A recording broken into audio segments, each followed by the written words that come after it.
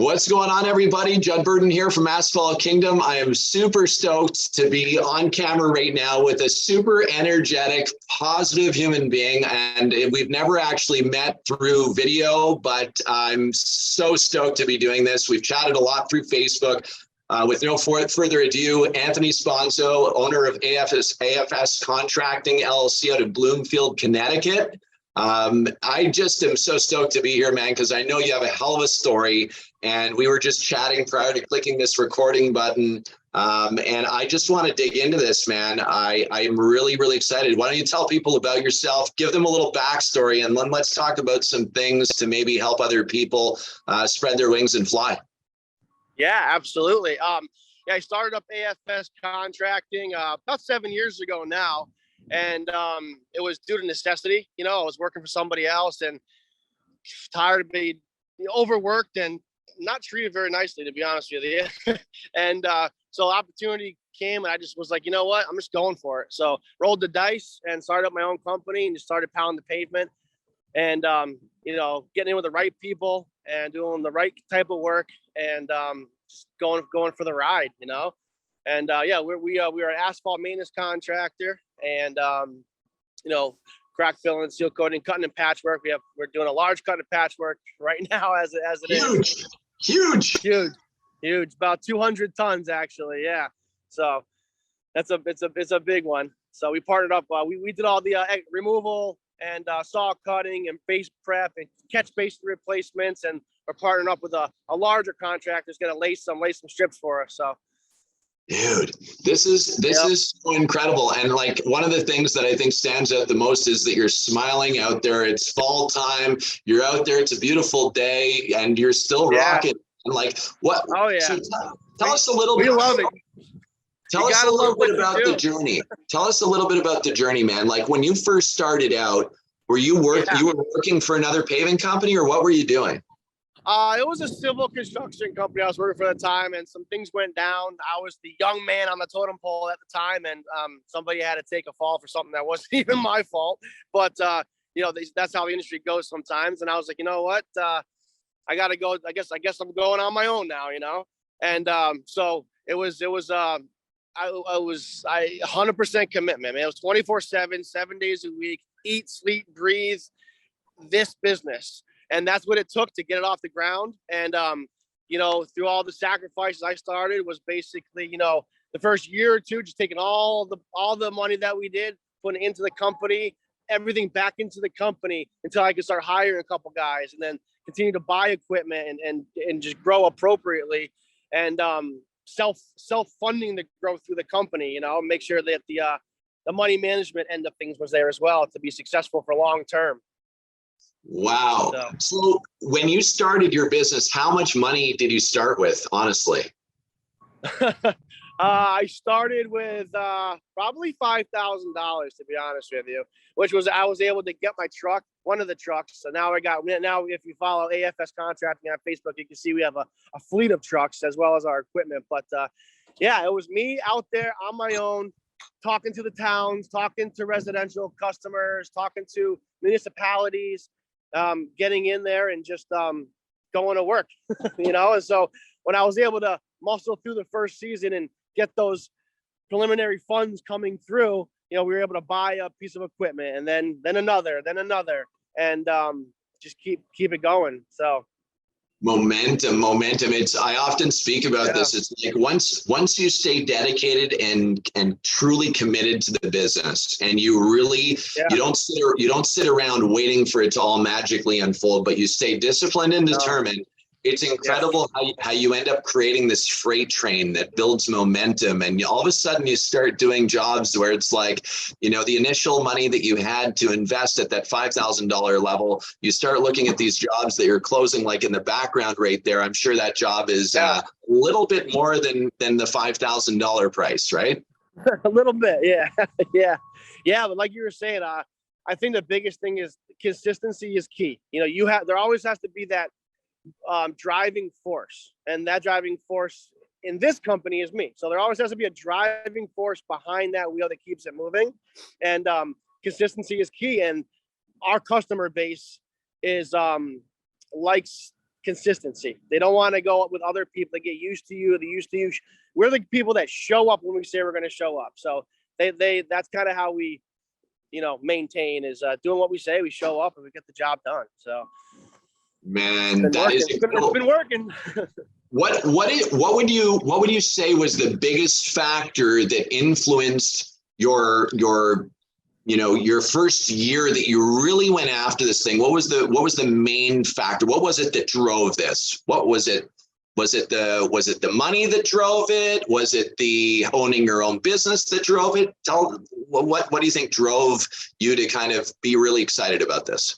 I think the biggest thing is, most business owners or I want to say successful people are, it's not the money. You're in competition with yourself. You want to see if you can do it. You want to see if you can make it, and you see other people that are running companies, and you're like, well, if they can do it, I'm gonna give it a shot too. Why can't I? Why not me? So self, got to stay away from self-doubt and just go for it. And obviously have the right like business matrix in place to make sure that it flows appropriately. And but my driving force is just obviously my family. I got 3 kids, all under 6 years old, and and every day I wake up and it's just I want to create something that hopefully is here long term. And if they want to get involved with the business end of things down the road, that there's an opportunity for that to happen.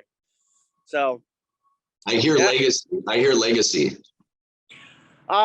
Yeah, a little bit of legacy. Yeah, I like to have something. I come from a long line of business owners, as far as my dad and my great grandfather when he came over from Italy and started up a brick manufacturing company, Sponzo Brick.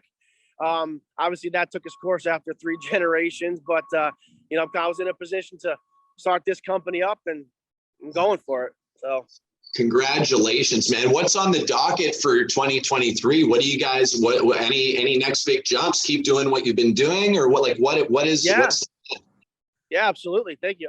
We have a lot of crack filling projects already on the books for 2023. We partnered up with quite a few property management companies this season, which was new business for us. And we, provide all the crack sealing services for those properties, and they were super, super happy with our end product. And they already have us on board for their 2023 budget to successfully complete, various parking lots. And so that's the property. And then we also have school systems. We do a lot of high schools and middle schools. And so we have those on the books too. So it's looking good for crack filling, and, trying to line up all their cut and patch work, and it's looking really good.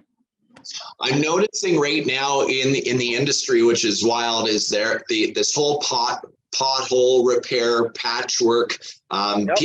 I'm seeing a lot of property owners moving towards maintenance or reactive repairs right now versus big capital projects that are so I'm seeing that especially right. Yeah, so they're more conservative on cash right now, but maintenance is exploding.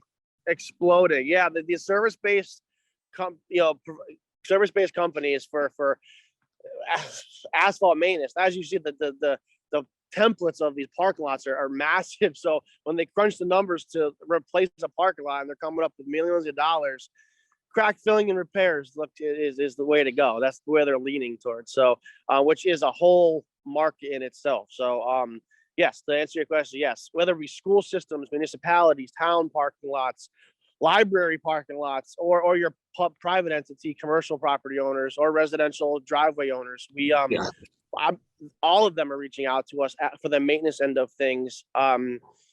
So that's nobody's paving unless it's new construction. I don't see any full repaving going on. It's all asphalt maintenance, big cut and patch work, crack filling, seal coating. Yep. And all of our your products your equipment are on our jobs, which is totally cool. Dude, you guys have actually been a hit on our social for a long time. Like, we reposted a crack filling video that went kind of viral. Actually, it was awesome. Very cool. Yeah, and so we really do appreciate the content that you guys post, man. We love to share it out, and our our mission at AK straight up is like, I mean, I've got a tattoo of a lighthouse on my arm, you know, and it's like the reason why we do what we do is because I truly desire to have conversations like this, hearing about how we've impacted in some way or another, impacted somebody to ultimately choose a path of growth and success. And so when I hear about your success, that like it builds this huge fire inside me to be able to say, I want to do more of what I do, man. So that's huge for me to hear that, bro. Yeah. People thrive. Me specifically thrive off positivity, and I love it. You got to surround yourself with that fire and the people that have that desire with you, and then the possibilities are endless when you have the right people. It's unbelievable, you know, and it really is. And again, you have to be the driving force to like maybe create that spark in somebody that you're working with, or one of your employees or whatever it is, and find what makes them tick. And the possibilities are endless. Yeah, it's wild how it all works. I mean, I've been studying quantum physics a lot lately, which is wild. Quantum mechanics, quantum physics, and like Einstein and all this crazy stuff. I don't know what happened. I turned like 43 and all of a sudden I want to learn a lot more to unlearn all the shit that I've learned. It's kind of cool. Yes. Yeah. So I'm like, wow. So you're telling me that energy that you put out is what you're going to receive back most of the time? And I'm like, this is cool. So why not write in a gratitude journal every morning? Why not truly lay out what it is that you're going to do for the day today? Why not speak with great people that are inspiring? Why not surround myself with greatness? Why not help other people to feel better about themselves? Because if you do all of those things and you manifest what it is that you desire in your life, all of a sudden the energy that surrounds you is exactly that, and you feel completely wholesome. It's such a good feeling to be able to do that in your life. 100% agree with you. 100%. It's when you got a good team and you're giving off positive vibes and it's coming back to you, and it's a good feeling, you know, for sure. Dude, I'm so stoked. I'm so stoked for you guys. I know you're going to keep crushing it out there. I know you're busy on a job, so I won't hold you back, but thank you so much for taking the time out of your schedule to share and to be here with me. And I look forward to catching up personally. Hit me up later on when you're back and chill. I'd love to catch up on a call with you, talk about some stuff. And man, that's awesome. If you had one piece of advice for somebody out there that was thinking about doing something, building their own business in their life, straight up, what would be your number one piece of advice to somebody thinking about starting their own business? Whatever it might be. Don't overthink it. Don't think there's a good time to start or you're waiting for something to happen. Take that first step. Just go. Just start. You can always adjust accordingly once you start. But the hardest part is just going for it and starting the process. And you can adjust the process as you go, you know. But just you got to take that initial step and roll the dice, you know, because again, you only live once, you know. So you got, and you know what? When I'm 60 or 70, 80 years old, whatever, I don't want to, the what if really bothers me. I don't want to sit there and be like, what if I started my own company? What if I did that? I don't like the what ifs. So, if you know, so you got to take the chance. You got to take the chance. Dude, I love this, man. And it's bang on. I could not agree more. Let me see that truck in the background. I see a full truck wrap on there. Yeah. Look at that.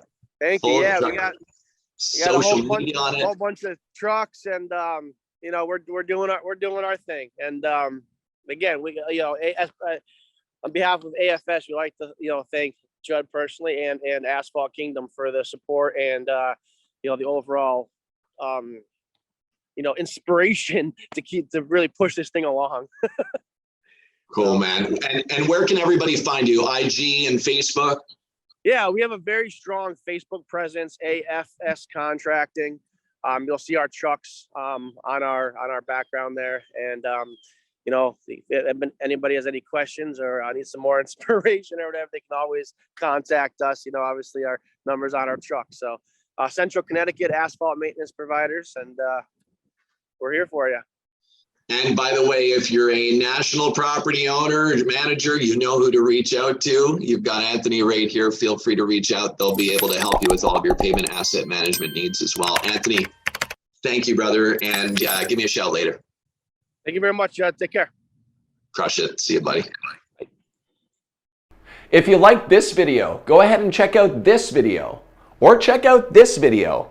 And don't forget, like, comment, and subscribe right here below.